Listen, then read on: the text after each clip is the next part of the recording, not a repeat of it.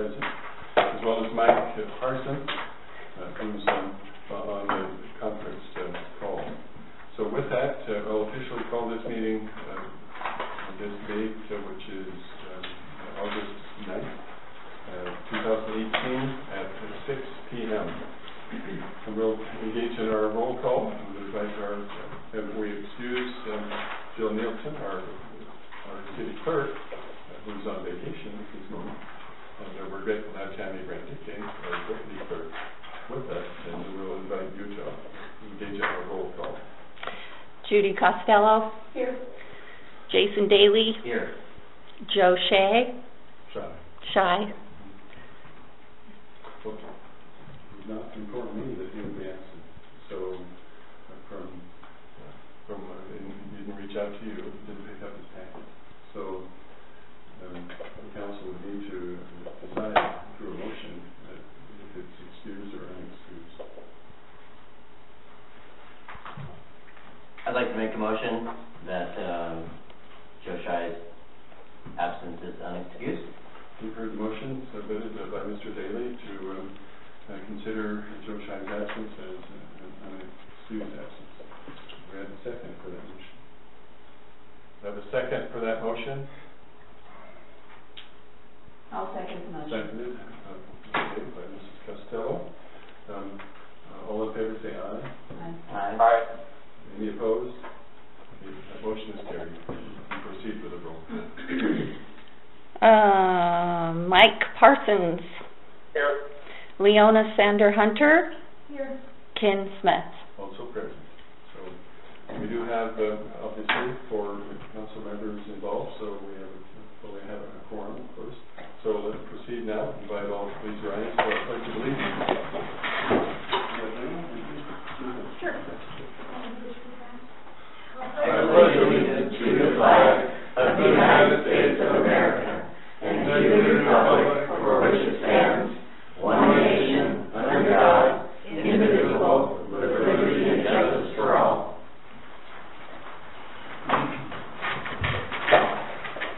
Okay, we'll proceed with the mayor's report. And I only have one item.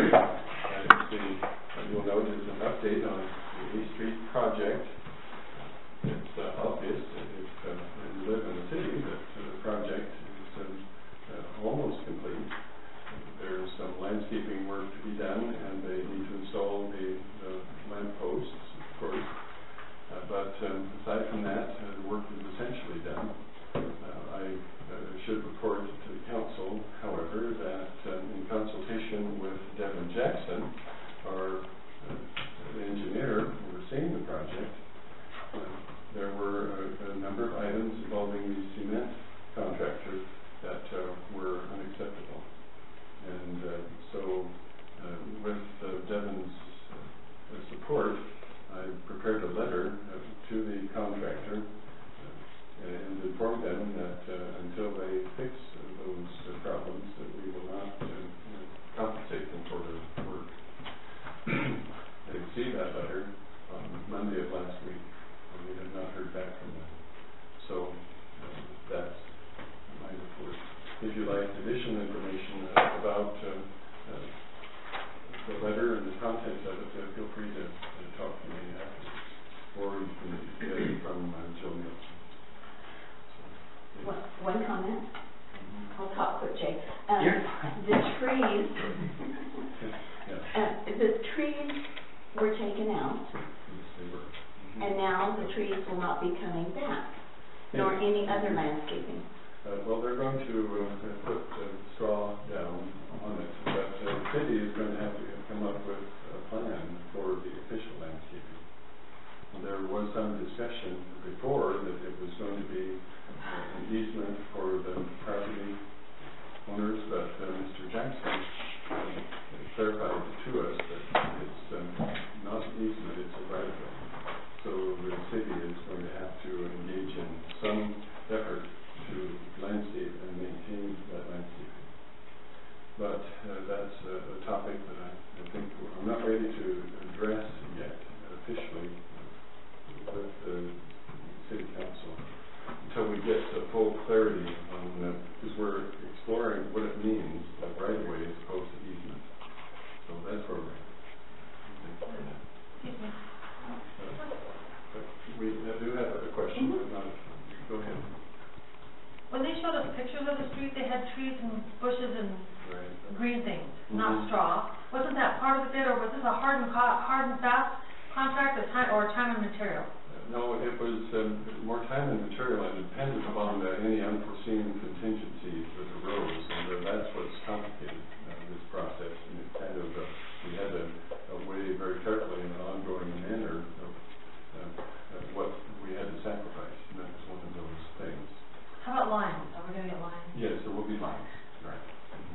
Is it coming? Okay. Did we have any I thought they were here last week. I haven't, clarified the schedule, but it will be soon, very soon.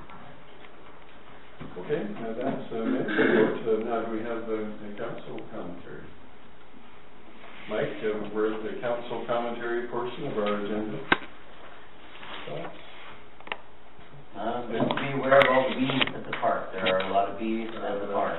In logs, like at the river, they're in the ground. You heard about on our the flowers. employee. Yeah, I even this last week was down there, and it was brought to my attention. I went back to the cafe and got a cone and wrote bees on it and stuck next to the bee thing over the weekend. So, and talked to Ned, and he said he got them Monday night when he seen that thing. And, right, I think he invented the bees. yeah. They're yellow jackets. Yeah, no, they're yellow jackets. They're nasty. Don't get there. I think Yeah, it's right. more like hornet. Yeah, I think So anyway. Yeah, I'm with you on that one. I'd want I to. have 2 seconds. First is, the garage sale was very successful, the citywide yard sale. It ranged from a $10 profit to a $10,000 profit. There were 125 maps I printed, and I only had about 8 of them left in the map holder. So it was a very good turnout. May Day did the hot dog sale. We made just over $100. Perfect. So Selling hot dogs. all was good. There was, it was just something slapped together real quick. Yeah, it's a good thing. Good thing. The community center is in the backpack project is going on right now. We need for you to bring a new backpack and any paper supplies, anything but pencils. I understand from the church that they have over 10,000 pencils. Oh, cool. So pencils aren't needed this year, but glue, sticks, scissors, and all of those basics. And you can bring them to the community center. I will be delivering them on the 21st of August for the back to school fair at the church on the Saturday the 25th. And when will we get an update on the school, from the school? Could you reach out maybe? Yeah, we can definitely do that. I'm back in the saddle now, and I will have a report by next week. Because I have working some on it every ideas. day. I have some ideas, just for usage of the place, once people start. So I'd like to see what they have ideas. And maybe there are meetings, any ideas you might have. So we'll have that for you. Cool. But I can tell you that they are gearing up to open it at the start of the school year. And last I heard, they have 13 children. 13. Yep. So we should all be excited about it. May I mention that it is in the newsletter that's coming in the mail, and there's a newsletter out here about that it's going to be starting, and you can enroll through the first day of school. Awesome. I'll take some of those and take them down to the store. Okay. Okay, and then any other thoughts? Okay, then let's move ahead with the approval of the official agenda for tonight's council meeting. I'd like to make a correction on the agenda. Correction on page upside down, so it would be number 3 on the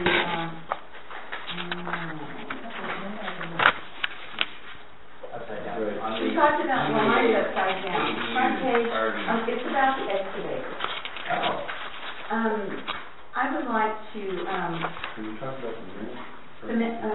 yeah. Are we at that part? No, we're on the City council tonight's agenda. agenda. Oh, I'm so sorry. I would like to add to tonight's agenda. See, I can still keep talking now. I would like to add 2 line items to the agenda tonight. One being marketing of our community, and it would be a very short presentation. And the other would be question and discussion about the audit. Okay. Is that a short one too? Very short, I'm sure. I'm sure that could be very short. Okay. No. And so you need to put that in form of motion. I'll make a motion to approve the city council meeting agenda for 8/9/2018 with the addition of line item number 5, marketing, and line item number 6, audit. Okay, you've heard the motion submitted by Mrs. Costello to add 2 items, 5 and 6, to tonight's agenda as noted. Do we have a second? I'll second it. Seconded by Mr. Daly. Any thoughts? Okay, hearing none, all in favor say aye. Aye. Are there any opposed? The motion is carried. Let's proceed with the minutes. Correction is on the front page on the back, and it's about the excavator. I don't believe that we need any commentary about concerns raised about the city's excavator been taken before. However, it was determined the next day that was reported it wasn't gone, it is gone. I don't believe we talked about that, so I'd like that out of the minutes. Okay. Okay. So if I capture it correctly, the phrase in parentheses, can we delete it? That would make me happy, please. Okay. We'll The ensure stuff that in quotations? Yeah, that was, I think that was embellished or something, I'm not sure where that came from, but we didn't talk about that at all. Okay, very good. Then with that, we're prepared to make the motion. Yep. I'll make a motion to accept the city council meeting minutes from 7/26/2018 with the exception of the bracketed area on the excavator, line item number 3. Okay. You've heard the motion submitted by Ms. Costello to approve the minutes as written with the deletion of the phraseology as noted. Do we have a second? I'll second. Seconded by Mrs. Hunter. All in favor say aye. Aye. Aye. Did you, okay, sorry, any opposed? The motion is carried. Tammy, if we're going too fast, just stop us. Okay. Go ahead. This is your first or second time. Okay, all right. So with that, let's proceed now with our voucher appeals. I'll make a motion that we approve the vouchers for August 2018 in the first half at $21,803.09. Okay. Oh. Corrections to.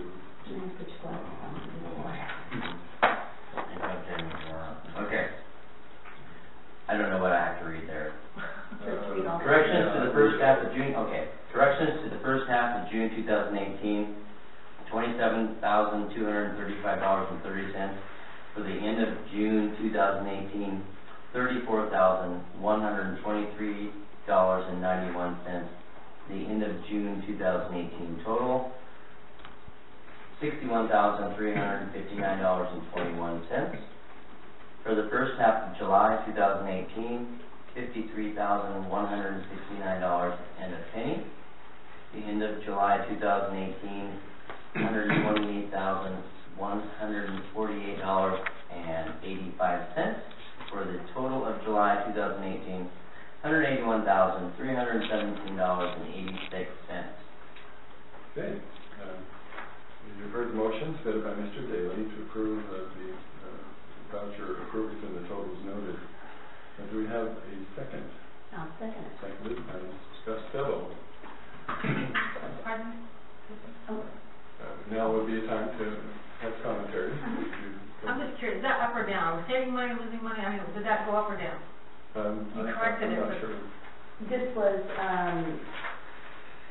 Do you want me to it was a explain? balance out. It was something that got rung as, I can't think. One was PayPal. PayPal, and it wasn't a PayPal.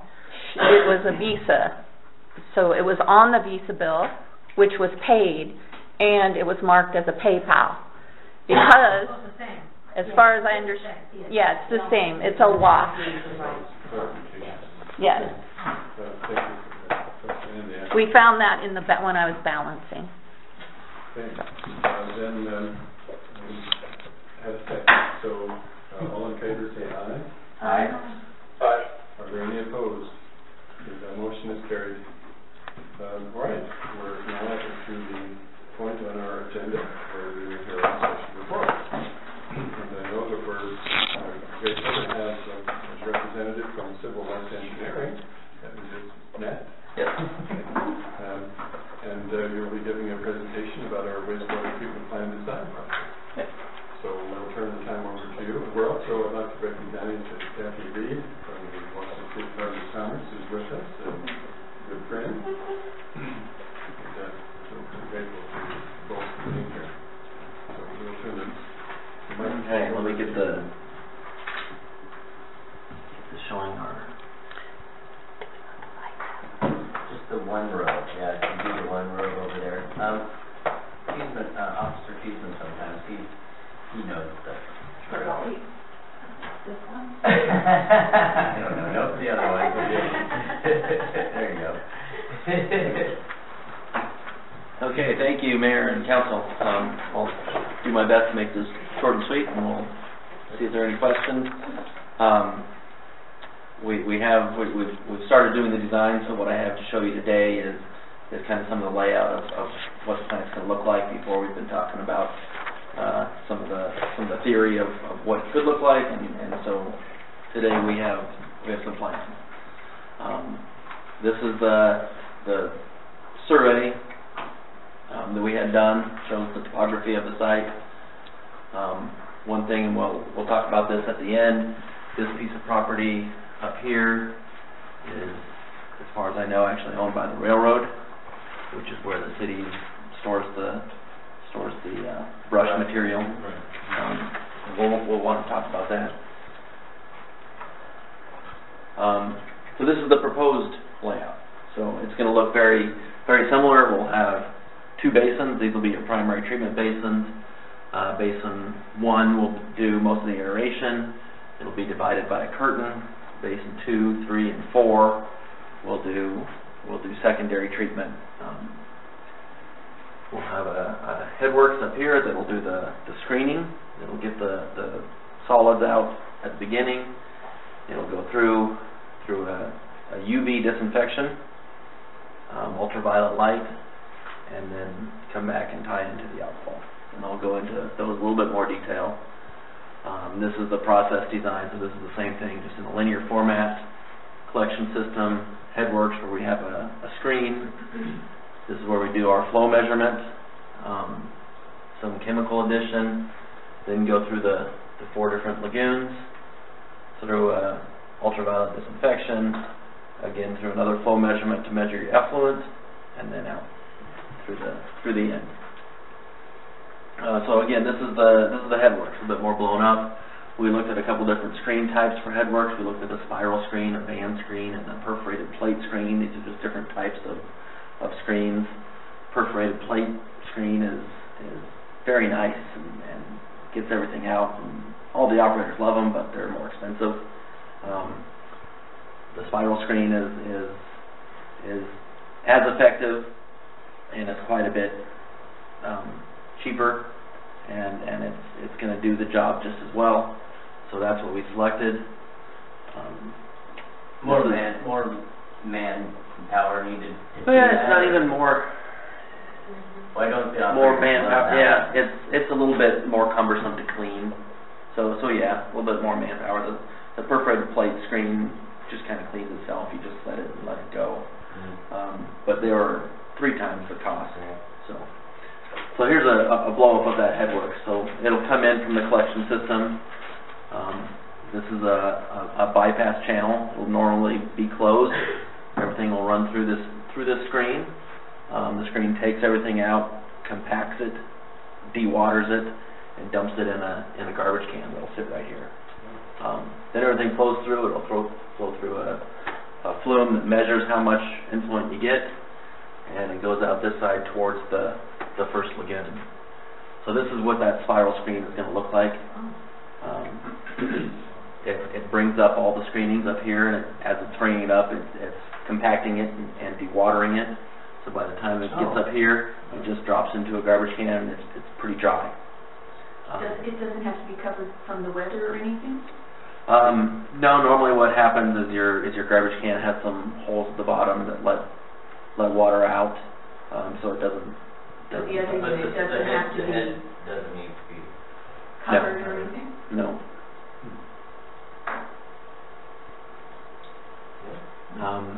The electric panel here is an all-weather panel. So, then moving on, so it goes from the headworks into the lagoons. Like I said, these two lagoons, or these two aerators in the primary lagoon are going to be bigger, and each of the next cells will have a smaller aerator, and the smaller ones are mostly just to keep the algae and the duckweed down. Most of your treatment's going to happen here, go into these, and it drops out a lot of the solids, and that's where your solid storage is, your biomass. Are they going to be deepened? So this one is currently, I think, about 10 feet deep. So that's about what we want. This one's only 6 feet deep, and we want to make it deeper. So we're going to have to deepen this one. This one is okay, but both of them we're going to have to go in and dredge out and get rid of all. And that's so it stays cooler. Yeah. Right. So that A lot of the problem with shallow lagoons is they heat up very quick. So deeper is going to be better, and deeper is going to be more storage, so less frequent pumping out that solid. Take a half a second and describe the floating surface aerator. I will do that. Okay, perfect. This is a floating surface area. Right now, what you have out there, it floats, and it's just got a big fan, and it just stirs up the water and gets lots of air in there just by beating the heck out of the water. And it's not super efficient, but it does the job. What we're going to propose here are kind of angled. It's almost like a boat propeller, and so it provides. It'll actually suck air down into it, and it aerates it very well, and it's much more efficient. So I have two of them that'll be like this, that'll actually have this other aspirator on it that'll actually force air down in, and those are the big ones in the first cell. The three in the second cells are going to be more like this, that don't have that other aspirator, but it'll get air just by pulling it down. Are they noisy? They're going to be quieter than the ones you have, but they're still going to be, there's going to be some noise, Sure. but quieter than the ones you have. So then, after it goes through here, it'll go through a UV channel. I don't think we put in a picture of, I did, but we analyzed different types of disinfection. The main big ones are chlorine and UV. And there's a couple different types of chlorine, and there's a couple different types of UV. And we did a cost analysis on all of them, do it for a 20-year life cycle, and came up with the lowest cost option of a open channel UV. One of the things that ecology is coming out with is a permanent limit of almost zero chlorine. Does that allow the sun to actually do work itself without having any man-made stuff there? No. No? No. Open channel? No, this will all be lights down in the water. Oh. Providing that. In fact, we're putting it under a cover so the sun stays off of it, because if the sun shines, it promotes growth of other things, and we don't want that. So we're going to put it under a cover so it doesn't do that. But so ecology is going to require that there is no chlorine in the effluent, which means that you have to dechlorinate. You put the chlorine in, and then you have to put another chemical in that counteracts the chlorine and makes it nothing, except the detection limits for detecting if you have chlorine go only down to like 0.01 milligrams per liter. And ecology is going to require that you have 0.001. And so it's going to be very, very difficult to even test for to confirm that you don't have this. So chlorine is going to be, I think that's their way of saying they want you to go to UV. It ended up being a less expensive option overall anyway. So that's what we're doing, open channel UV. So this is an open channel UV. The water's going to flow through a channel. This is kind of a cutout, taking the sidewall off. Water's going to go through. You'll have a bunch of lights. I think for you, you'll probably only have two banks of lights wide, but you have 2 sets in series so that you have redundancy. So if one goes out, you'll have a second one. This is one that we designed down in Oregon. Yours will look something like this, except it'll be flush with the ground. You won't have a step up to it, but most everything will be underneath grading. The only thing sticking up will be these control units.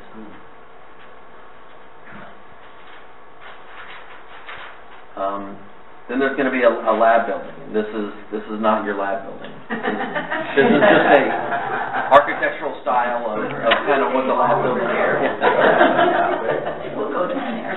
This is just the style of the lab building that we're going to be looking at. Inside it'll have a lab, an area for the operators to do their sampling and their testing. It'll have a little operator office with a computer desk so they can enter their stuff. A little control room, a restroom, and there'll be a little storage area. I also want to find out from you guys if you want to put a garage down there for our city equipment. We can make it longer and make it have a garage, and then it'll also we'll continue the roof over it, and that'll be the cover over the UV that I talked about. So this is what the building could look like, and this is with the garage option included. If we don't do the garage, it just shrinks down, and we still have this covered UV. So we have a lab,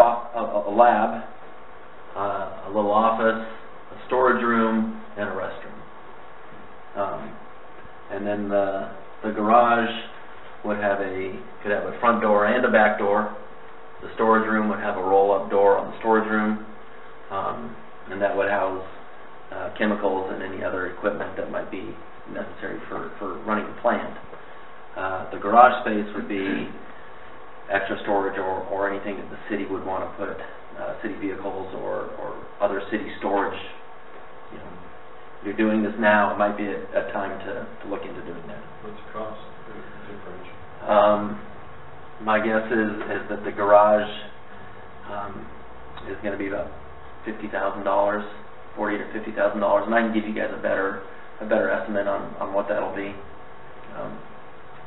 But if it's something you want to consider, I'll do that. If you guys just say we don't want anything, then we'll just take it off. But if you're interested in it, I'll get you some estimates on the costs that are. About how many employees does it take to operate? One. Yeah. One full-time? It'll be one close to full-time. I think our estimates was, you have one now that's 12 to 15 hours a week, and that's going to have to bump up to probably double that, maybe 30 hours a week. And so maybe that becomes full-time. But those are identified in our, we'll do an operational cost estimate, and those will be identified in there.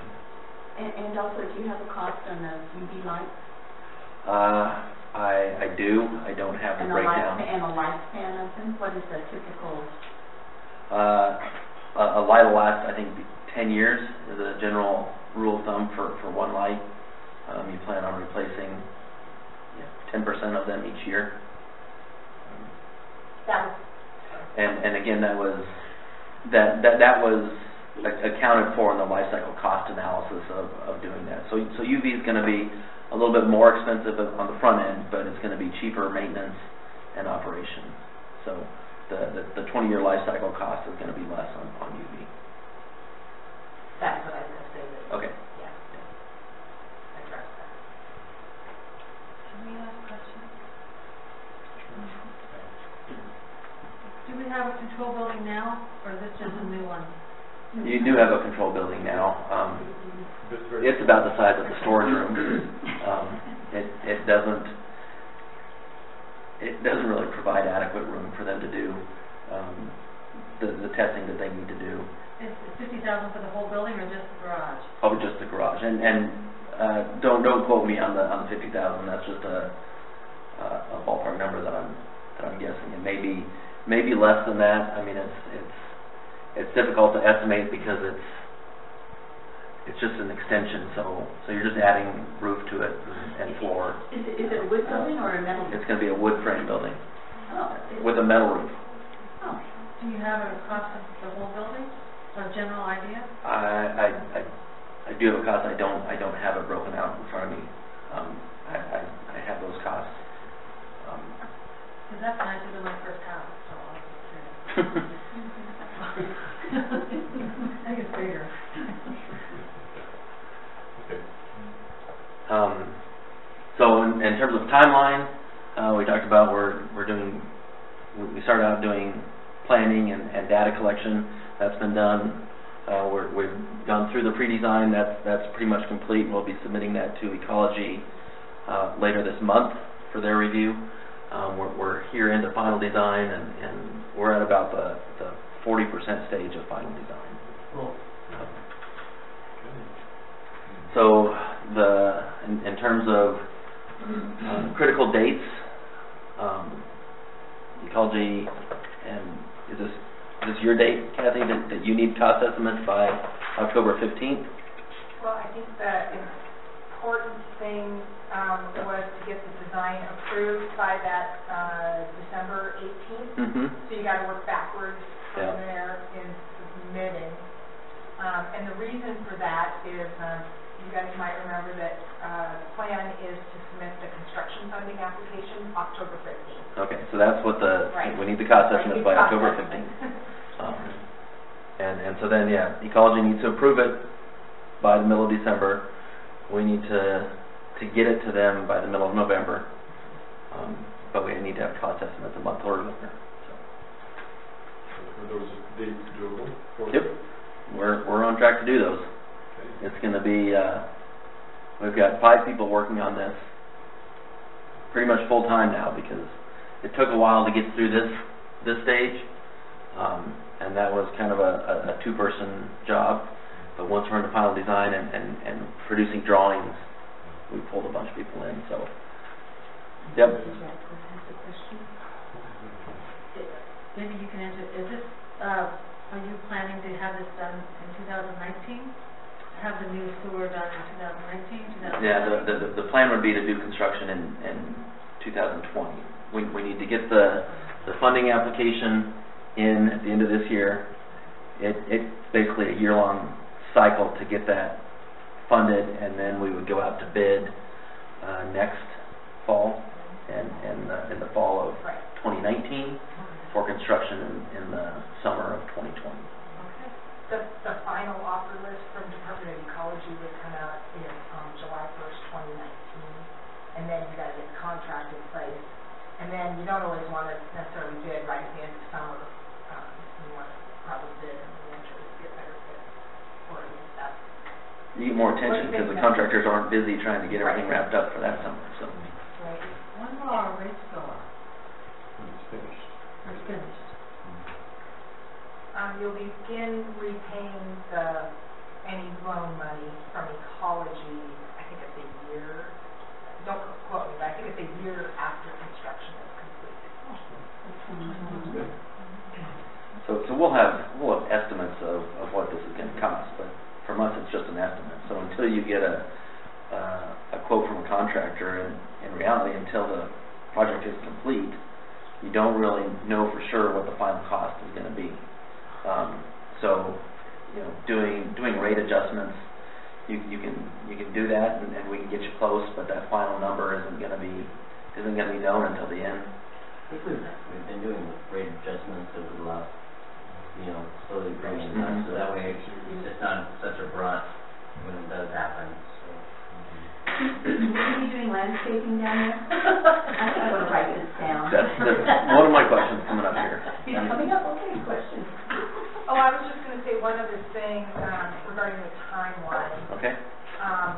So in October, before the design is finalized, there's some environmental review work that's going to need to be done, and I believe the plan is that you're going to use SCJ Alliance, your planner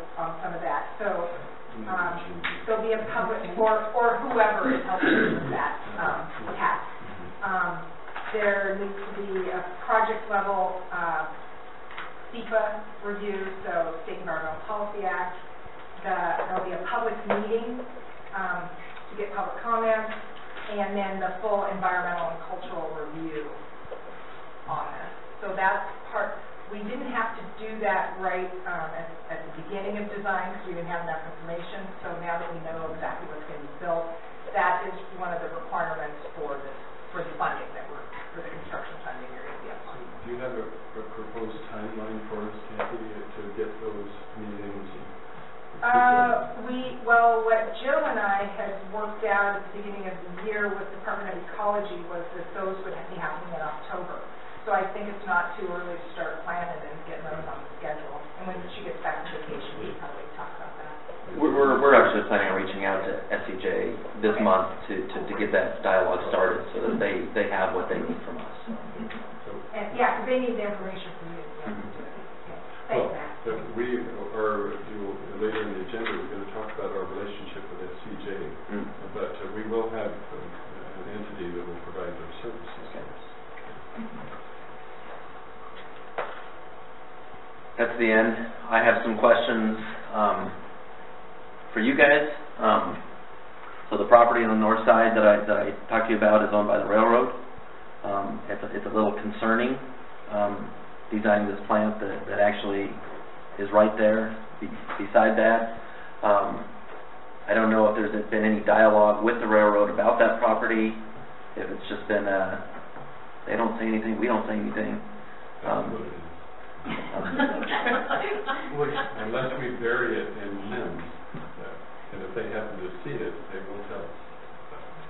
But now we're in good shape. It might be worth opening a dialogue about maybe getting an easement on that property, just so that, like I said, I'll go back to the picture of,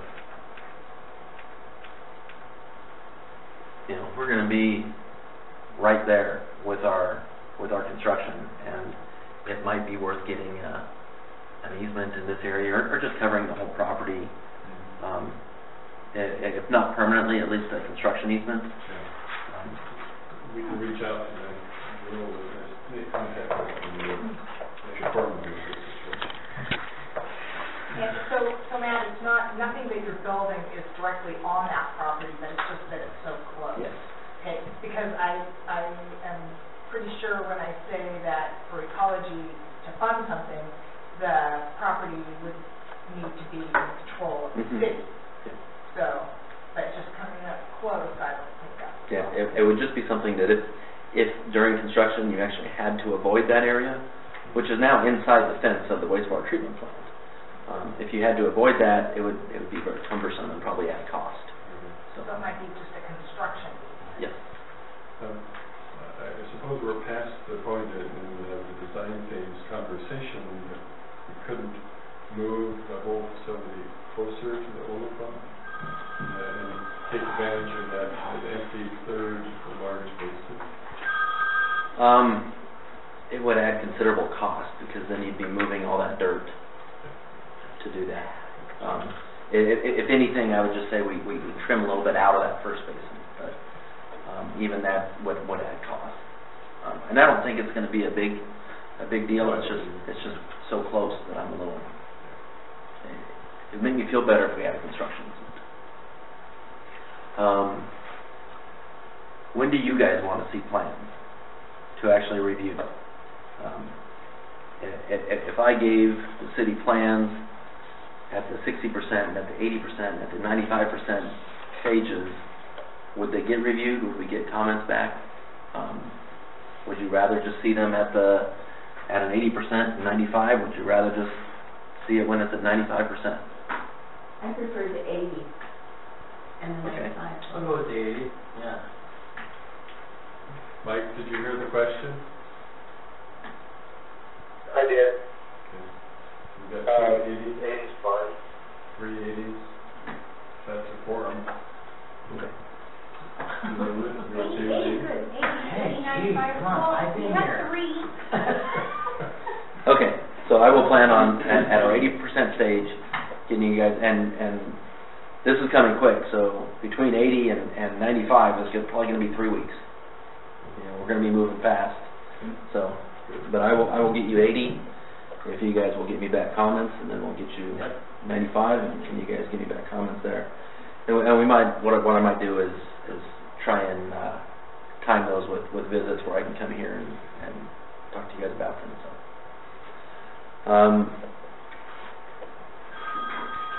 The garage we talked about, you want to see costs on that. So I'll get you costs, and then you guys tell me if that's something you want included.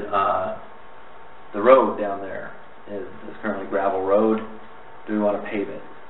It means it's easier on maintenance, but it's more expensive at the front end. It's too much money. I'm pretty much a no on the garage too myself, but.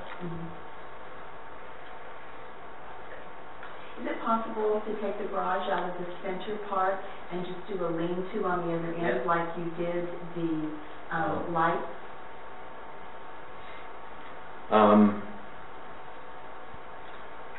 Covered areas are nice. We could. I don't know that would be a whole lot less expensive. Like I said, I mean, once we're building a roof, extending it isn't going to be real expensive. Okay, well then I'll go on the garage also. And Matt, don't you need access to those lights? Are they long, long banks of lights, and so you kind of need to be at the end of the building to... Well, the building will have an open bay at the end, so you'll be able to pull a truck in beside those lights to be able to lift them out. And the cost of the paving it's not very expensive. I think it was like $12,000 to pave it versus to re-gravel it, because you're going to have to bring in the same depth, and whether or not the top 3 inches is pavement or gravel, pavement's going to be a little bit more expensive, but it's not a lot. But if you guys want, I'll get you an estimate on that too. Okay. I think our citizens will be really upset with us if it's paved going down to the sewer plant and their street is not. Look at that. Too rough. She lives next to the sewer plant. I don't even think we're on that. Thank you for the estimate. Can we use your paving company, because they're way cheaper than ours? Well, I mean, comment about the garage. If you get something like a chipper or a skid steer or something, you're going to want that housed inside, and because it's a high theft item. And that garage is already being utilized. And I haven't seen a place yet that's got enough storage. Good point. Good point. That's why we're getting a public quote. Or bid. do you want an irrigation water service down there? Do you want to have irrigation? Do you want to have landscaping down there? Nope. I know we do have a water line that is constantly breaking. I'm aware of that. Yeah, and we'll right along the road, right? We'll replace that water line with this project. We'll do that. Progress. Unless you do it first. In which case we will. Obviously, Well, we may in 2020. Gotta rethink that for next year. 2020.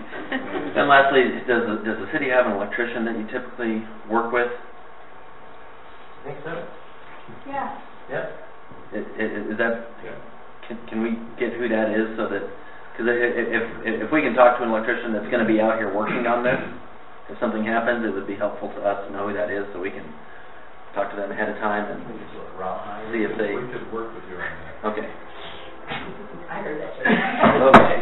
Those are my questions. Do you guys have any other questions? Could I just add one other comment about the timeline? So the construction timeline that we were talking about assumes that you get a funding offer from Ecology that you want to go with that offer only, just Ecology offer. It will probably be some grant and some loan, I'm guessing. I think with cost of this project, you probably will be able to get enough from just Ecology. But if you decide you want to, if there's some reason why they don't have as much grant money as you would have wanted, or qualify for more grant, but they run out of grant before they get to you or something like that, and you decide that you want to then try and replace some of the loan money with grant money, and this will depend on their hardship analysis, you might want to apply for community development block grant money. That is available to apply for each June. So we would know if we have a draft offer from ecology, we could apply for that money in June of 2019. The one catch to that is, right now, according to the American Community Survey, you are not eligible for a CDBG fund. We made too much money in there. It's a data set with, they do a sample, they call a sample of the people, and it has a high margin of error, is what I would say. It happened to a lot of the communities in Lewis County. They fell off that eligibility list, unfortunately. So that's something we would be thinking about maybe next spring. If we don't like the offer, think we want to get eligible. We've been through an income survey before, and it's fun, but, and the most money that you can apply to CDBG is $750,000 grant. That's what we're talking about. So Jill's very aware of this also. It's on our radar. Which is another reason why it's premature to talk about rate adjustments now, because you don't know how much of this is going to get paid for by a grant versus loans. Grant versus loan, and what the bids are going to be. Hard to say. Couple comments, council,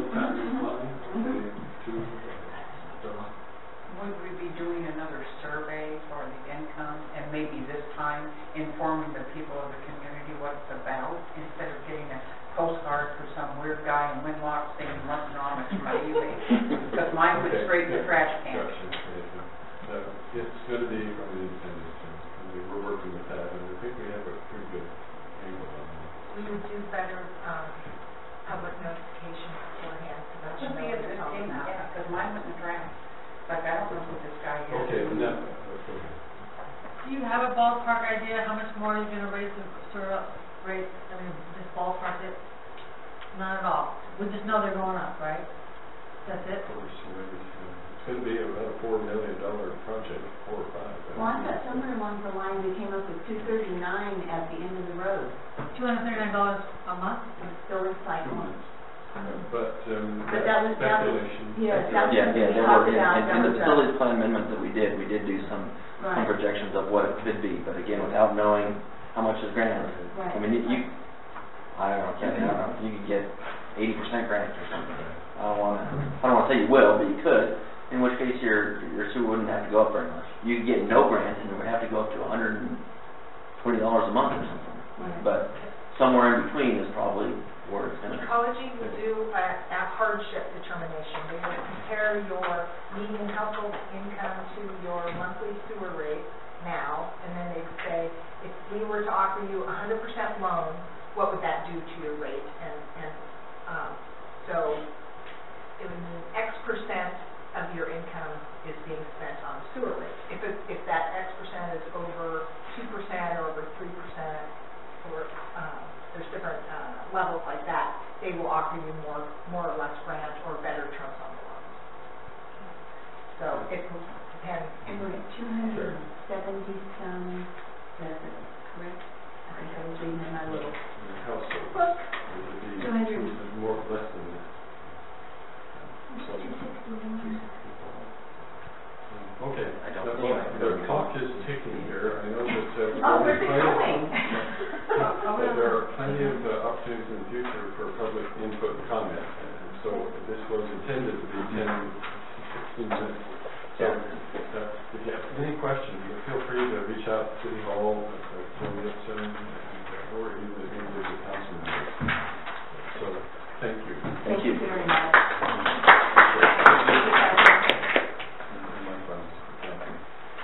All right, so now that we've got our sheriff's report, so I think the chiefsman is ready for that.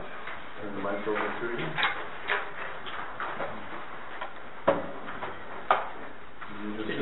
You got a copy right this time? Yeah. Okay, yeah. So for July, 372 contacts, 7 calls on shift, 9 calls off shift. and then 6 traffic stops.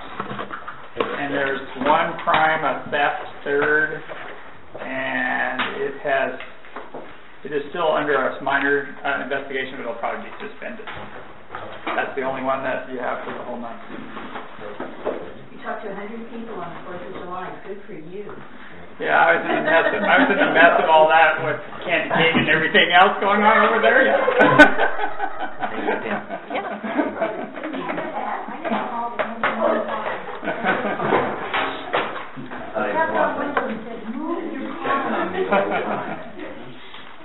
Any questions?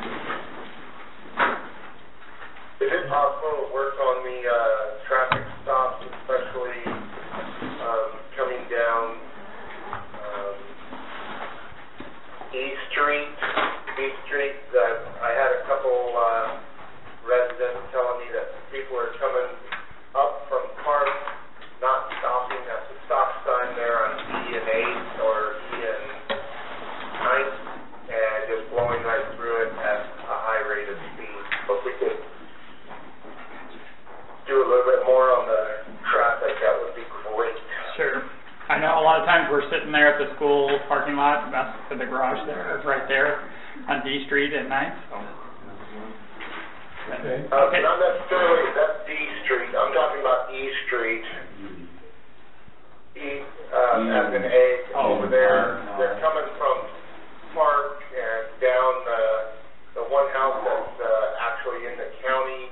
Oh, all the way down there, yes, okay. Yeah. They on the come corner. flying up E Street and blow through the stop sign there next to Joe Shive's house and Ken Asher's house, Dave. Yeah, we usually take a stroll through there because we've been watching those 2 houses down there on the corner. So the last 2 that are to be watched down there. Joe's. Okay, thank you very much for that report. Appreciate it. Okay, with that, our report's been completed. Moving on to city business.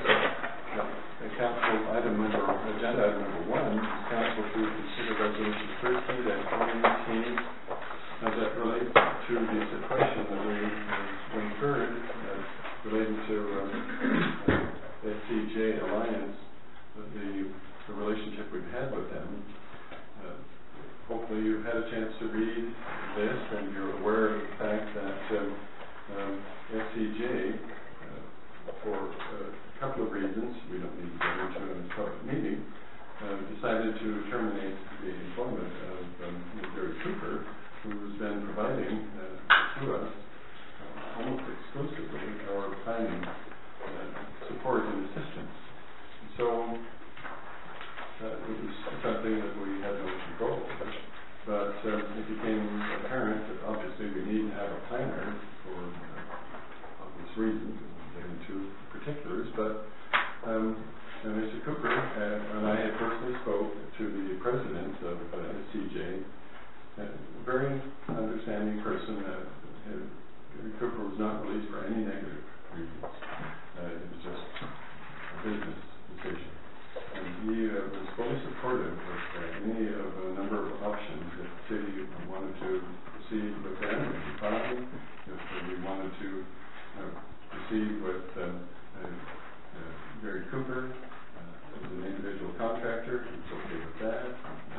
There's no problem. He was willing to give all the paperwork and design assistance that Gary's created as an employee with SCJ. There's no problem with that either. He just wants to do whatever the city of Vader would like to do. So it's evident to you, I suspect, that Gary Cooper has, since he's now not an employee of the company, at his age, he's decided to start his own company. And with that in mind, he spoke to his boss, he said, go ahead, and said, if you want to work for the city wants to enjoy your services, because he knows what we're doing, and the individual who's helping us throughout the past several years. In consultation with him, this is the contract that I would prefer. So, I'll turn the take a drink of water if you can. My first question is, are we going to keep, we've got Mr. Cooper over here with 24,000, or 12,000. Will we be keeping the other guy because he's still under contract? No. Separate, everything. Wouldn't change the We're good through, finances. In this little notation, it says that our contract doesn't end until the end of 2019 with There is no current contract with SCJ. SCJ. Okay, so they're, let's just say they're out of the picture Out of the picture. if we choose to, so we don't have any expense of two. Exactly. Okay, that was my main question. Do we know, Mayor Kent, how much SCJ was being paid, or what did that amount to for a 12-month period? We know, I don't have the figures with me, Jill would have that. But the important item in the budget, I think the overall answer is the budget for planning services will remain the same should this contract be approved. No additional costs will be authorized without council approval. So my awareness of what's in this contract, there will be no need to change any of our budget for that cost. In fact, obviously you need to be circumspect about prediction, but I would confidently predict that you'll see that the budget will probably go down because of our new relationship with this contract. I know, but may I ask also, what are we planning? Well, hopefully when we get to the next, or the item number 4, it'll be kind of evident what we're planning. Plus, we have construction permits and individuals who are informing us that they're going to be submitting permits that will require a planner and a planning committee. But I would be reluctant to identify the builder who's going to be submitting a subdivision application in Jordan. But no, we have any. So I would strongly admonish the council to give this appropriate consideration. And the city's been happy with Mr. Cooper, there's not been any issues? We are very fortunate with his skill set, his expertise. He's totally willing to come down at any time and do our private planning meetings. So yeah, I'm very, to me, this is fortuitous. Once again, the city of Vader manages this. They're not a lucky star, although I don't believe in luck. Council wants to. Have you four read this contract? It's 11 pages. Have you guys read it? I have. Not every page, no. It's in a contract. Oh, no, but I didn't read this. Well, that's not helpful. Okay. All And right. Mike? Is there a point to your question? Well, I don't want them to vote on something they haven't read. That's the okay point. too. There's no rush on this. Mr. Cooper is willing to help us out until the city's had a chance to, the elected officials have had a chance to feel comfortable with the verbiage. I have no problems with it, but if you have to vote on it, I don't. I want my vote to go at a later time. I choose to vote on this at a later time possibly because I would like to talk to Jill. Did you hear the comment from Ms. Costello, Mike? She's wanting to put it off. Yeah. No, postpone. Right. I would like to talk to Jill. There's no rush on it, I don't see a reason why not to. Postpone. Are you okay with that, Mary? Yes. Okay, we've got the quorum. Thank you. So we'll go and keep this on our agenda for our next council meeting.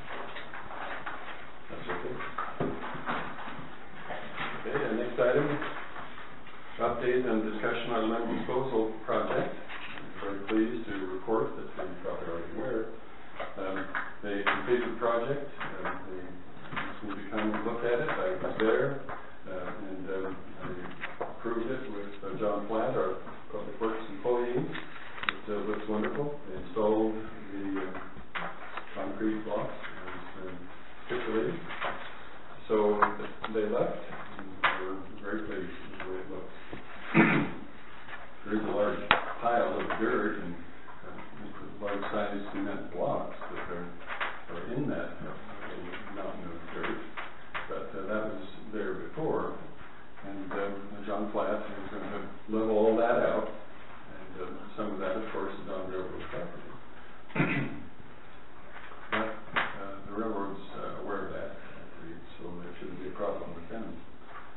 The obvious talking point that needs to be addressed in this conversation was noted in your minutes from last week or last council meeting.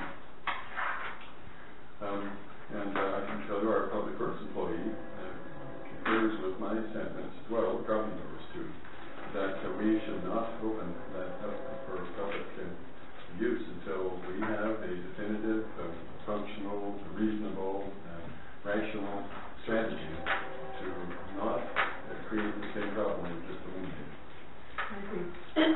I would invite council to give that some careful deliberation, because John Platt and I, as we scratch our heads thinking of ways to resolve that and allow the public to bring their lens there, we don't have the answer. So it's going to take some innovative thinking, and I'm sure there's an answer, a solution to it, but it has to involve a chipper of some sort. Somebody to monitor. I know there's been a lot of people waiting for the room disposal place to open up, so I know you and me both, but golly, we've been pushing people back for months now on telling them it's going to open, it's going to open, it's going to open, and gosh. Yeah, no, you don't have to offer that service, obviously. Those counties provides options out of their waste treatment facility, but our little city and others like us are at the losing end of our state environmentalists and the Washington Clean Air Agency county residents in Vernon when burn bans are lifted. But in no time do little cities, bigger cities with more financial resources, it's not such a problem, because they will have days and they have means where you can deliver your stuff. And so we have no options other than, we would have options if we had more money. So to rent a chipper and then have somebody rent it is one thing. To have somebody monitor who's bringing what, because we have 100 residents of this community, 99 of them who will abide by the guidelines and regulations, but all it takes is one to bring their cement blocks, their leaf garbage, their processed lumber, and it just makes it unsupportable, untenable for the rest of us. And you can only embrace the reality that that's what happens. And you open it up to the public. It's not a bad thing, it's just human nature. So there. We'll figure something out. Yeah. Number 3. I don't sense that we waited too long. Obviously, our patience has been tried, but until we get a reasonable solution, which I'm going to invite the council members to come up with. John Platt is going to do research. I know I'm doing it. We're intelligent people. We're elected officials for a reason. And maybe as you talk to the residents of the community, maybe they'll have an idea. Just like Mike found John. So there, I'm off my soapbox.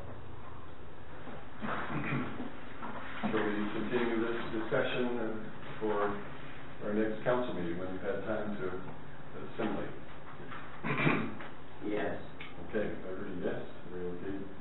I think that if we keep it closed, and then next council meeting, hopefully we can get, a couple of us can come up with some ideas on how to get it to run, and then maybe we get a chipper and open it with a chipper so that we can take the main big bulk of what everybody's going to have stored up and is going to bring in, and we can chip it right away,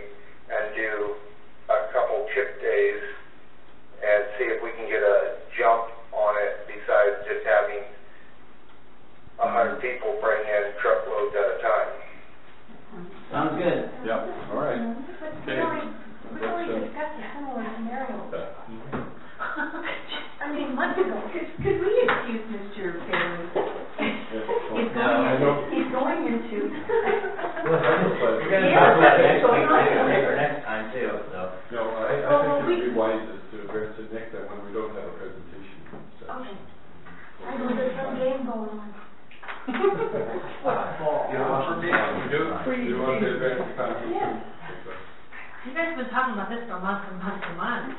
I mean, that's my only comment. Sorry, Dave. Go ahead. Okay, we got that. All right, We're just then, down how much we're going to charge them was the only question.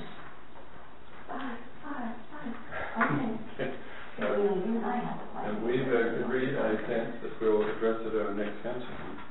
Item number 3, update on code enforcement officer and building official. I can tell you that I finally did establish contact with Trent Lohe from the city of Chehalis. And he's was pleased to report that they are set out in motion of the advertising for the second planner. And that the feedback that he's gotten is upon the official hiring of that individual, he is extremely confident. He gave a percentage, but I won't share it in a public setting because, you get your hopes about that. But he was extremely confident that they were going to then be prepared to offer services to communities like ours. We won't be the only one. They will embrace whomever is willing to extend or engage in a local agreement. So, and then I asked him, of course, do you have any sense of what it might cost? Because that's critical questions involving it. He wasn't prepared to say that, but from his perspective, he was very confident, not extremely confident, but he was confident that it was going to be at a cost that would be very difficult to replicate. Try to contract out with other individuals. So that's where we stand or sit. Did we, I'm sorry, I'm circling with you. Did we reach out and advertise to a retired person? No. No. I thought that was our request, or that we thought about it, or? No, I don't think it was any, I was not planning to do that yet, because I'd like to run through this, I've worked hard to get this relationship with Trent Lohe, I'd like to lay that out. And if it doesn't appear to be viable, then I'm not opposed to that. We'll just maintain the status quo until it's time to do that. We do have a comment. It would just be nice if the council had more than one choice. And again, I've said this several times in several meetings, it would be nice if they could, have you ever talked to the mayor of Napa? Have you, the ad idea, that's how you got the sewer guy. Sure. That's just an idea, just that the people, the council have more than one thing to consider.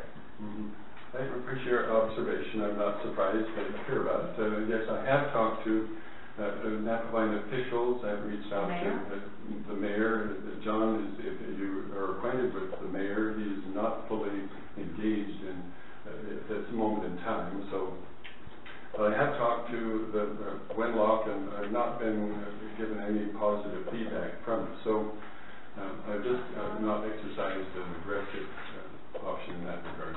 So that's where we sit. Would you like to? So thank you. Not really, I'm not motivated enough yet. Okay. So that's where we stand on this one, yes. So with that, any other thoughts? Let's move to item number 4. The development regulations update. You hopefully have had a chance to read the memo from our city attorney relating to that topic.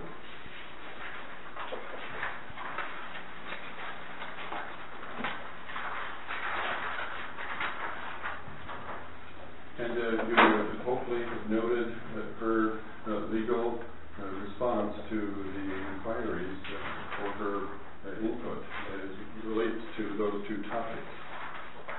So I would turn it over to council to respond to the contents of that.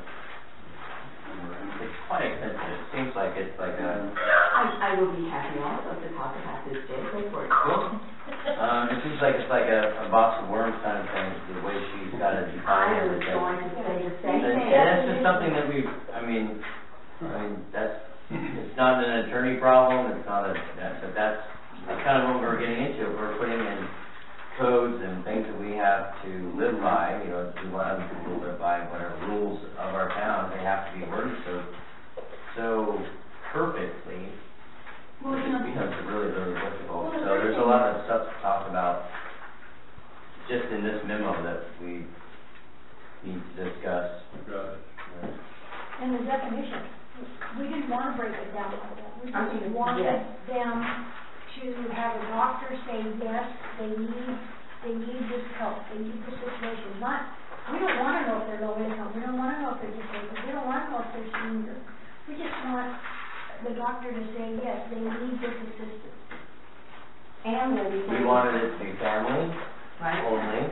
Right. And the We other wanted it thing. to be 1 or 2 people, not 6. This could turn into a $10,000 adventure down here on the last page of this RV is Stuff and hookup. all of Right. that stuff. That runs into a whole different. Sewer hookup thing, I don't Mhm. get it, it's a sewer. And it doesn't matter how, Stress you on- can have 9 people living in your Yeah. house and they're all gonna go to the bathroom and they're all gonna take a shower. Yeah, It doesn't matter if they're sitting in a trailer or if they're sitting in your house. yeah, it shouldn't be a separate hookup. No. No. I totally agree. Or even a separate water Totally agree. bill because of your trade, yeah. I guess we So, used to say we weren't. so there's, yeah, there's a Yeah, lot, we did. there's a lot of things, yeah, this is, Did we read this? I just, Yes, we I did. just, I'm yeah. glad you They're did. at it. And the other thing is we are only talking we're talking about one person, I think is what this all came up about. One scenario that we're all familiar with came up on the RV. I'll just put that up there. Why not just get that one person in, work out the details, and do a variance? We have that capability.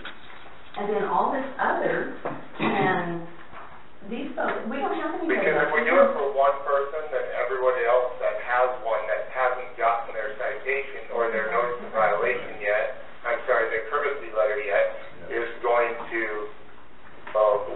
it's okay for him. Well, my thing is a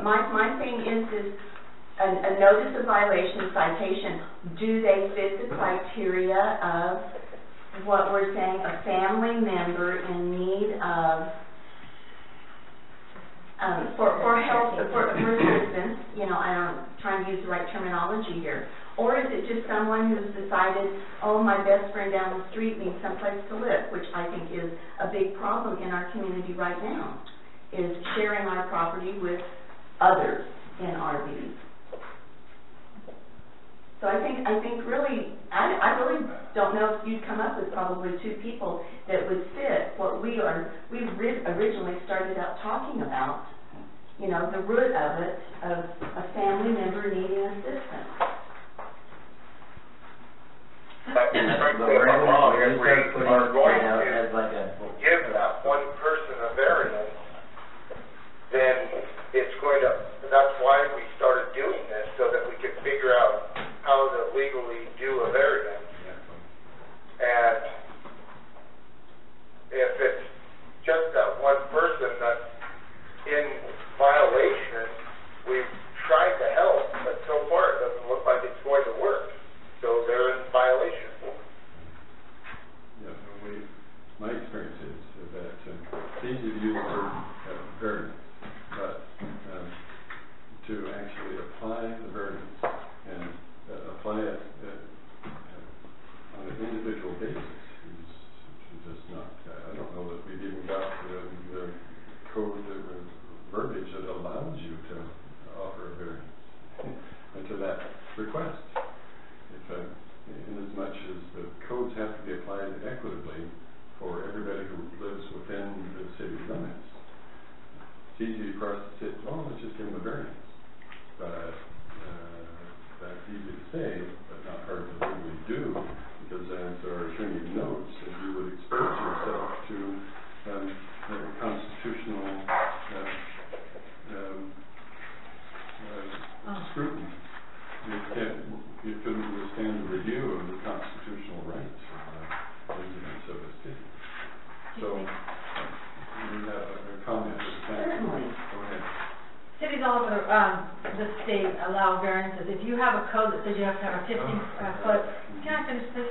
15-foot setback, that's part of the code. But a city council can allow a variance on specific items for specific people.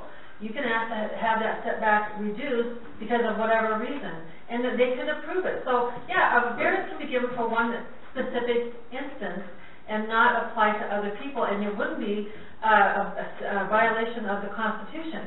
I agree that some cities have the ability to grant variances, and they are common, but only if their codes allow the use of a variance, and I don't think that we can sit here and say that our codes even have verbiage that allows that to happen. So it's easy to say, but our city attorney is warning us that unless you engage in the state and federal mandated requirements, that you're going to expose yourself to legal liability. Okay, we can't afford it. Bottom line. We can't afford it. Afford what? We can't afford to move forward on the RV, family RV unit. From what the attorney is saying. Your Yes, but from what the city attorney is advising, from everything she's saying in here, a SEPA analysis, I mean, it just goes on and on and on, a time frame of 3 to 6 months. 5 required steps. You know, and yeah, all these required steps, and then her time and her wage, Right. and then the expense of that back line there, which that right there will blow it for I don't know how many people, because I wouldn't hook up to it. I wouldn't pay $4,000 for a sewer hookup and a new water meter and all that kind of stuff. I do not see this as financially something the city can do. So, after 9 months of talking about this, I don't know the answer. Well, Other than I don't want to throw it we're all back. kind of in I don't agreement of our little list of things that we would have to, or allow. I don't think so either. No, I don't, and You know, I don't want to throw this back to the attorney and say, oh, here, how about this? We are spending a lot of money every time we come up with a thought that gets mailed off or talked to or whatever. It costs us money to do this that we just keep talking about. This has been on the agenda for, I don't know, 6 months at least we've been having this on our agenda. And plan meetings. And yeah, and the meetings and the whole thing. So from these 6 items, I don't see that we can afford to do it.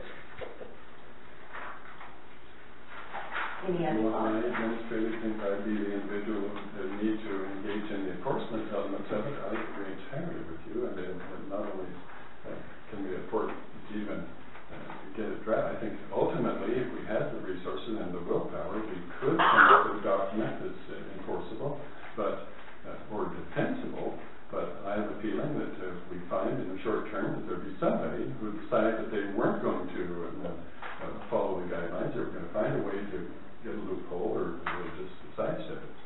And then we'd have to try and enforce it so that others didn't do likewise, and then we would really discover how expensive it is. Because I think we've had experience in the last 24 months in our code enforcement efforts. But if we haven't learned from that, then we're just engaging in similar exercises. so can we suspend all that talk until we really talk about it?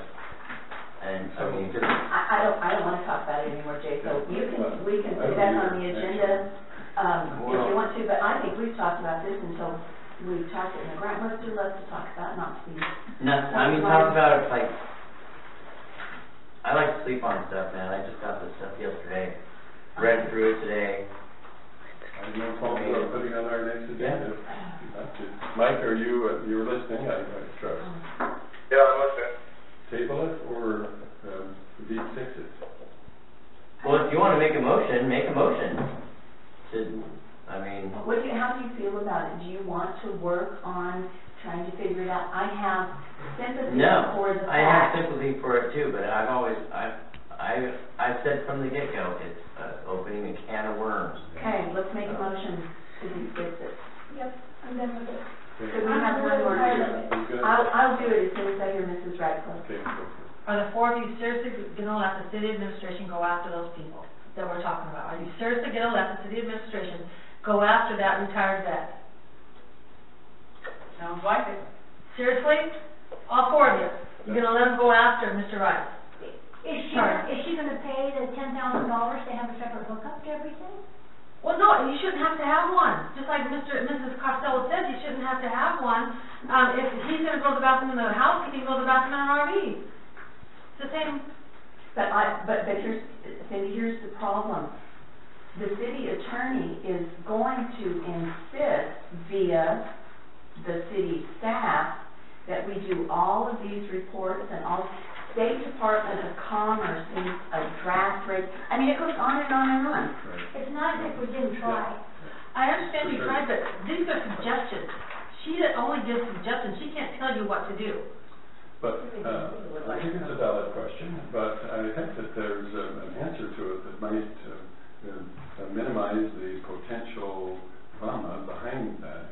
Your use of phraseology, is the city going to go after, or you're going to condone the city going after those people? Yeah, quite honestly, I wasn't doing this for any one person. I didn't know who this was all for, but I was doing it for city people in Vader, but they're not going to go for this. They're not going to go for that, and there's nothing that we can... Listen, I might add here right now, as you well know, that you have the capacity to dictate a strategy that's implemented by the city administration. Right now, we have 2 courtesy notices going out, and there's no aggressive effort at this moment in time to go beyond that effort. So we don't want to over-dramatize the outcome of if you decide to not pursue this particular element. I'm not going to sit here and say that the city administration is going to turn into some kind of witch hunt. And certainly we're not doing it to target individuals. That's the dog lie. Come on. So, back to your discussion about taking a head count for a motion. Mike? Say that again? I only heard part of what the mayor said. I think we've established that it may not be as onerous an outcome as might be suspected, as was possibly intimated. So I think I'm turning the discussion back to the council to deliberate on further action involving the RV and the EDU home-based business issues. Maybe what we should do is is it possible to maybe add the verbiage that we would be able to do a variance if a person approached us to do a variance? What we suggest. That would be easier? I don't want to be the ultimate arbiter. Well, we suggested a variance. Well, are you going to say, Mike, are you suggesting a variance in the initial letter? No, right now, if I got one of those notice of violations, or, a courtesy letter for this topic, there's not a variance that I can go after. Right. I don't think our current codes in the city of Vader allow to even request a variance for this situation. But we could run it by the attorney, and I think we've already done that. So I think that's what this is. I'll tell you what, I'm tired of the same stuff coming up at every single meeting. We can either do it or we can't, and apparently we can't. It's the same stuff every single meeting. We need to do stuff. We need something good to complain about. I hear emotion. I hear emotion, but they're emotion.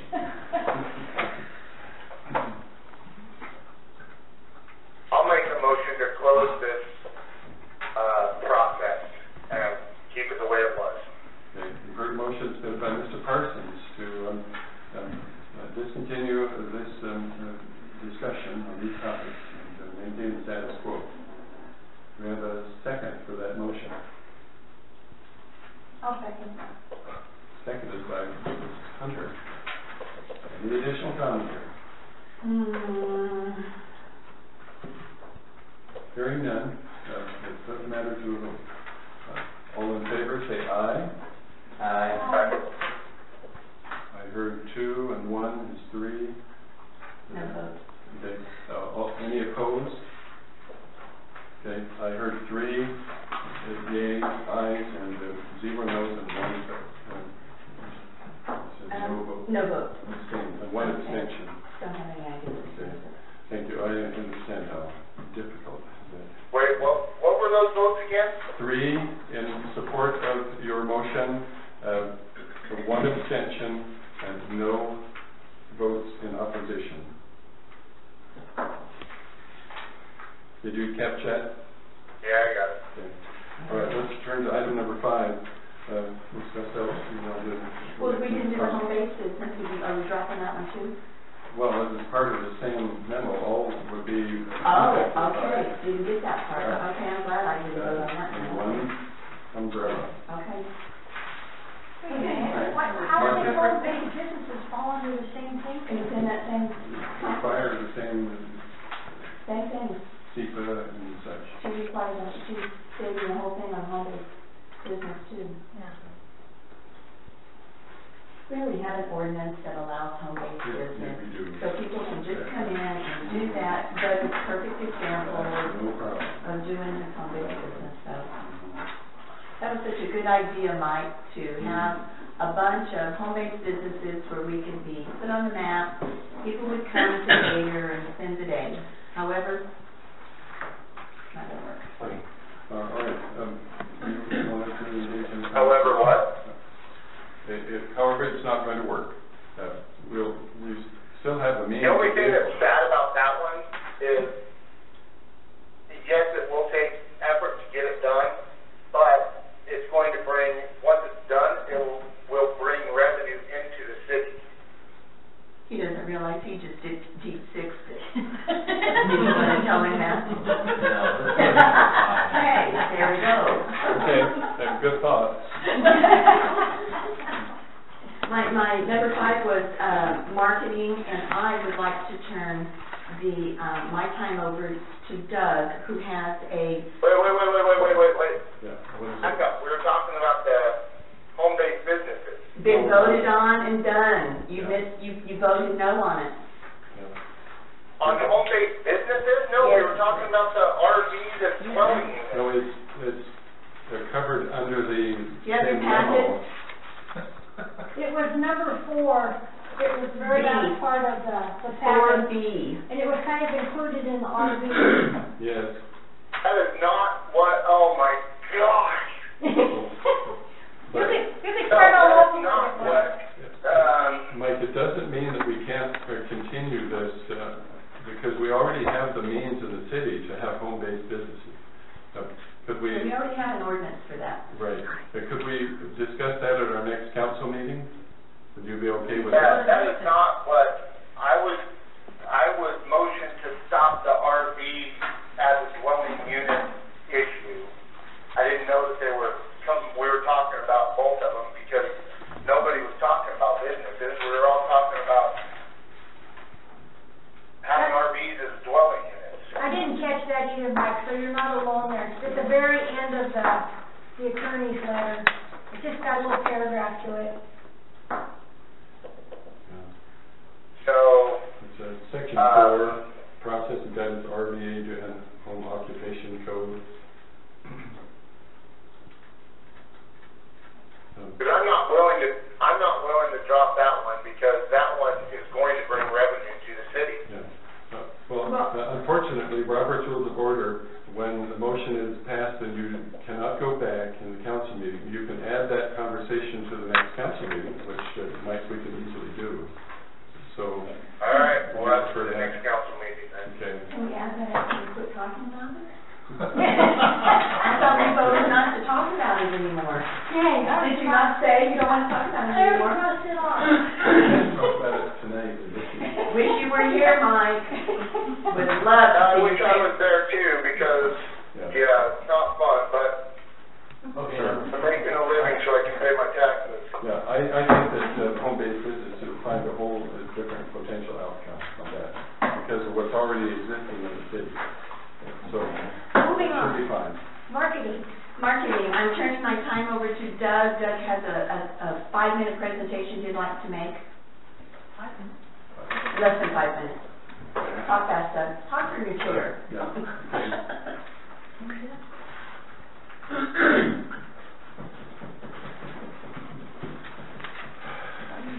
Okay, what I want to talk about is promotion of the city of Vader. It looks like we're doing low profile. Well, if we're doing something underhanded and we don't want to be noticed, low profile works. But I would like this town to be noticed.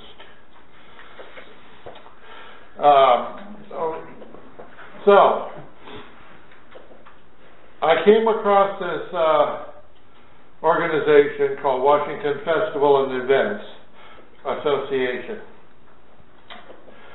And it promotes, as the name implies, festivals and events.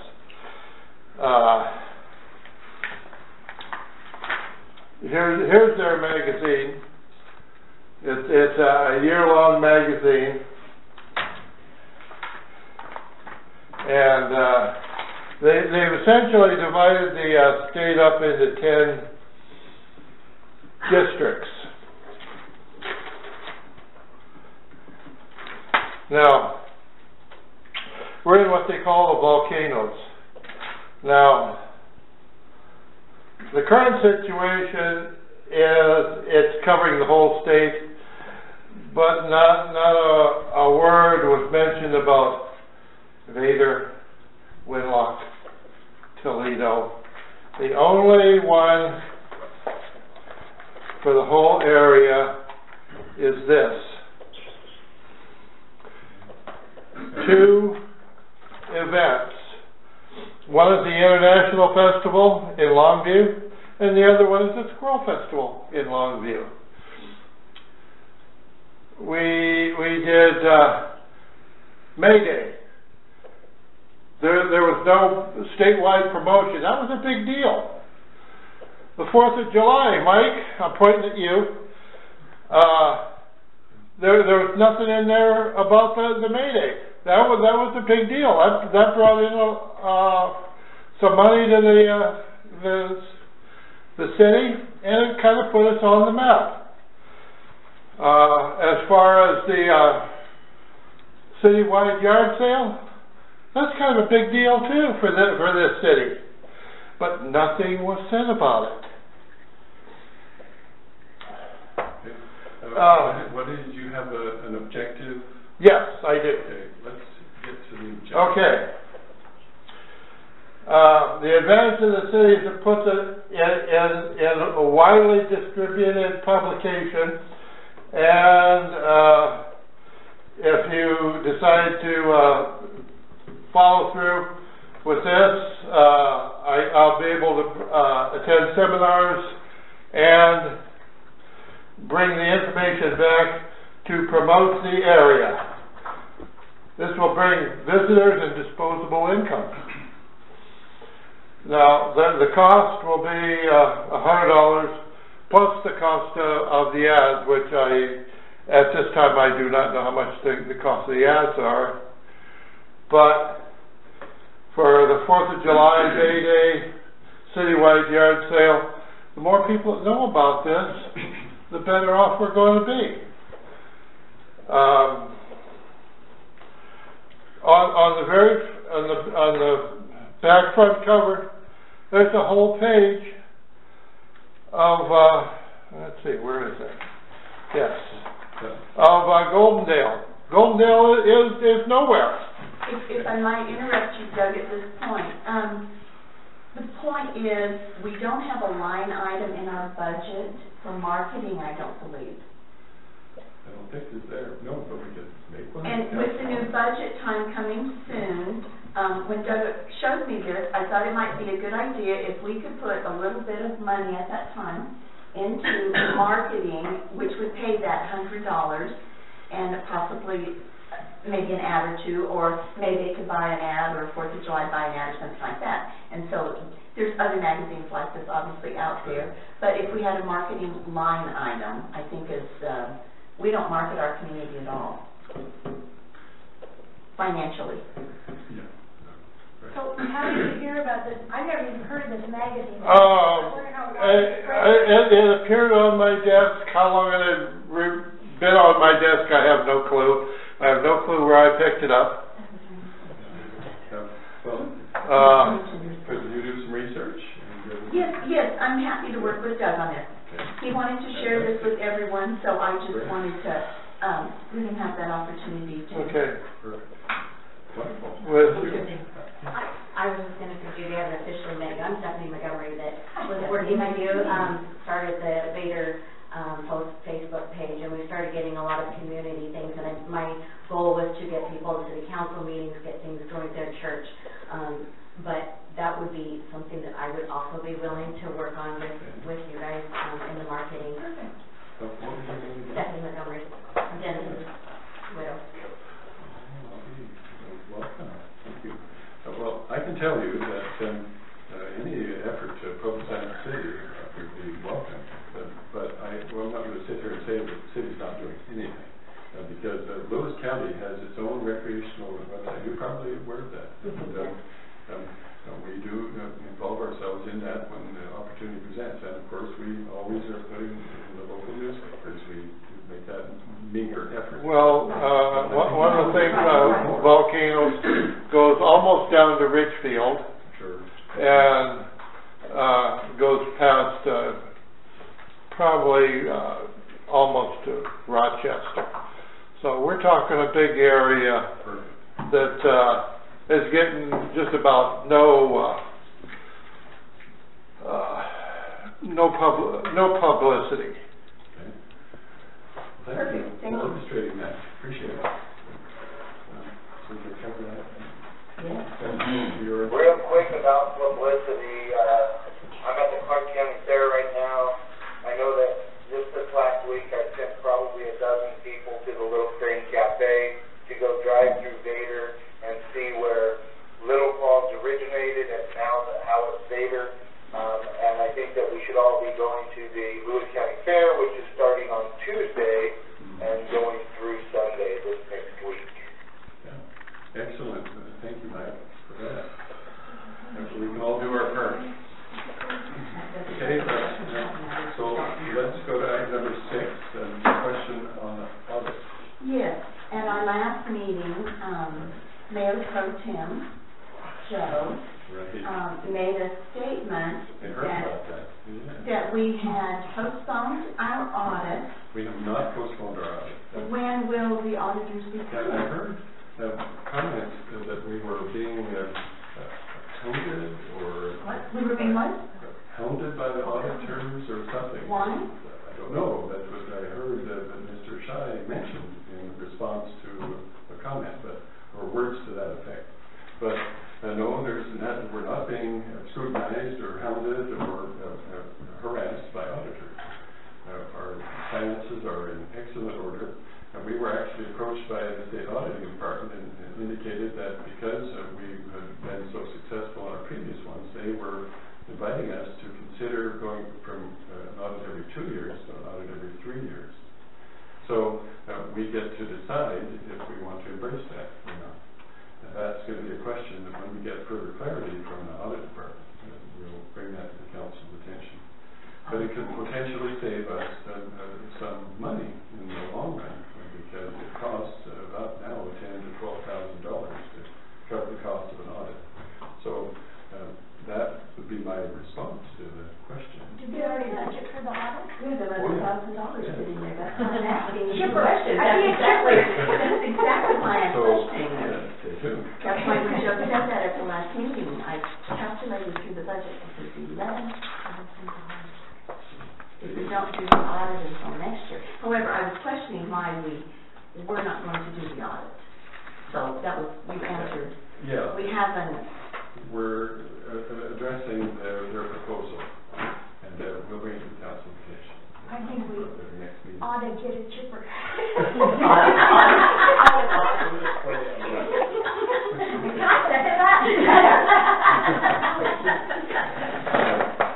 Well, okay, that was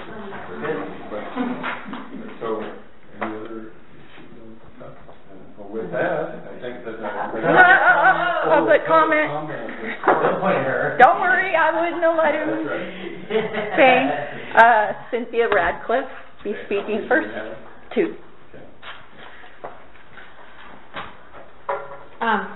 It appears that the only way to get anything done here is if the city administration embraces something. Because I've noticed over time that if the administration is promoting something like sewer raises, that's done in a couple of meetings. If they want money, $10,000 for codification, done, 2 meetings.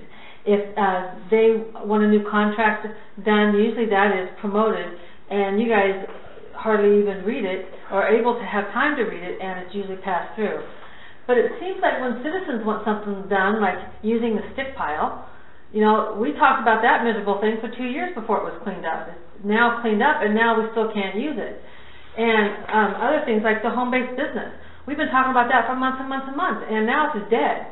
You know, the RV, adjacent ADUs, gone, just dead. Other things that people... Home-based business is not dead. There's some comment, like, unfortunately. Oh, stop my time. You know, Mr. Daly asked last June, over a year ago, that we look at replacing or getting a less expensive option for our city building inspector. We're still talking about it. And this isn't brain surgery, people, but anything that the citizens seem to want takes forever. We're still not using a stick pile after 2 years. And I would just like, you know, maybe some of these things have a priority. Some things just go into the black hole. You know, the overweight vehicle ordinance that you guys worked on for a while. I don't know where it went, but citizens were asking that that be revised so they could have heavy equipment brought to their property. And we don't even talk about it anymore. They just, I guess they just do it, you know, in violation. But I would like maybe... One comment, sir. Anyway, somehow I would like citizens' issues to actually make it through to the end of the process. Next is Donna Roger. With an S. Yours? I'm plural there. Donna Roger, 806 10th Street. I'd like to ask again that the council revise those junk ordinances and everything that have put this city into such debt. Like you to revise them, make them more compatible with the community that we live in. I realized it was a get-rich-quick scheme, and it's kind of backfired on the city.